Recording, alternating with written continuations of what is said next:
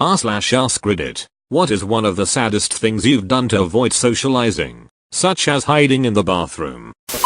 Used to live with super outgoing roommates. When I heard people come over, I'd take a shower, get dressed like I was going somewhere, get in my car, drive to go get food somewhere, then sit in the parking lot eating my food and listening to music for a few hours. They actually used to complain I was always too busy to hang out with them. Peeing in a bottle in my bedroom so I wouldn't have to walk by the people in my living room to get to the bathroom. I'm noticing a trend here. I was trying to figure out how to do this myself last week. I couldn't make it work, so I just held it for a few more hours. Somehow Gatorade bottles are the best BQs of the wide mouth. Or gallon jugs, but you have to wrap the gallon jug in a towel or something and hold the side because it is quite loud and sounds exactly like you are pissing in a gallon jug in your room. Disgusting! I have climbed out my bedroom window and peed outside to avoid people. I'm a girl, and it was still worth it. Dang, I'm a dude and I just pissed straight out the window. I sympathize with your struggle. I used to be able to make myself puke simply by eating too much cheese. So if I didn't want to go somewhere, I would eat a lot of cheese and have to cancel the plans.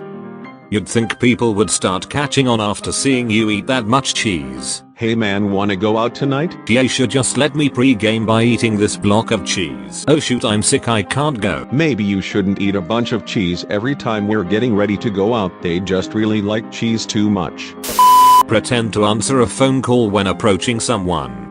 I get nervous faking a phone call, so I always listen to a voicemail message to make it seem a bit more authentic. Not that they'd know either way. Pro tip: pretend to be on a conference call. Say something as if you're already deep in conversation. No, Steve, have another look at the slide deck I sent out before this call. You'll see that it's a good idea, but it won't work in this case. Then keep walking. Taking a much longer route that people you know will never be on. Sometimes I panic and drive 6 hours to another state. Lived with one other roommate. He thought I had a part-time job in the evenings, which I didn't.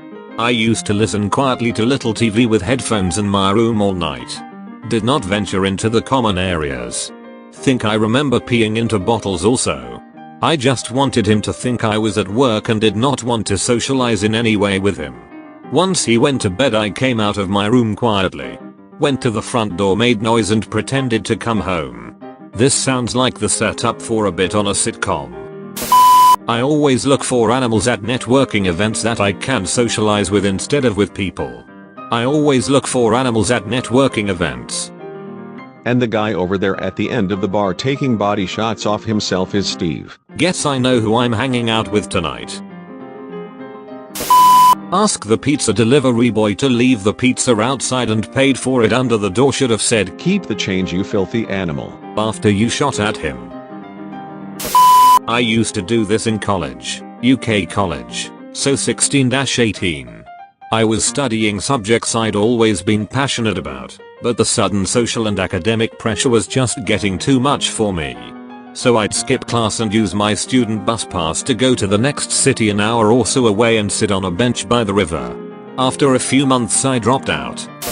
I think the worst of it is just outright lying to my friends. I know they'd be fine with me just saying, "Nah, I'm antisocial as fuck and don't wanna go out," but I feel compelled to make up some bullshit anyway. Pro tip: say you appreciate the invite every time. Because even if you don't go, the other person knows it makes you happy to be invited, so it makes them more likely to continue.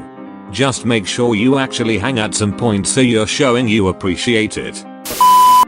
I just flat out walked out of high school midday. I had no plan. Just wandering for 3 hours panicking over what was going to happen. But I'd had enough. Where did you wander? What happened? Just walked home, miles away. Sat down and awaited my execution. Something you learn as you get older: saying no is perfectly acceptable. You don't always need a reason or excuse to not hang out. Sometimes because I don't feel like it, because I want to be alone is acceptable, and really, most of the time you don't even need an excuse. Do you want to come hang out tonight? No thanks, maybe another night. You have fun. I tried the anti-social anxiety truth once. They made fun of me as if it was no big deal, and they stopped inviting me to hang out. It's a good way to see who the true friends are tbh. One time I was at a gathering with people I didn't know. I only knew the birthday girl, and when the restaurant got my order wrong, I didn't say anything because, yak no anxiety. They asked me why I didn't say anything, so I said, after years of making up excuses and that I've had enough of lying, yak now, I have anxiety. They made fun of me for it, and after the allotted polite amount of time had passed to leave, I left knowing I was never going to be invited back, and I wasn't. Lying leads to guilt and stress, but being honest doesn't lead to much either.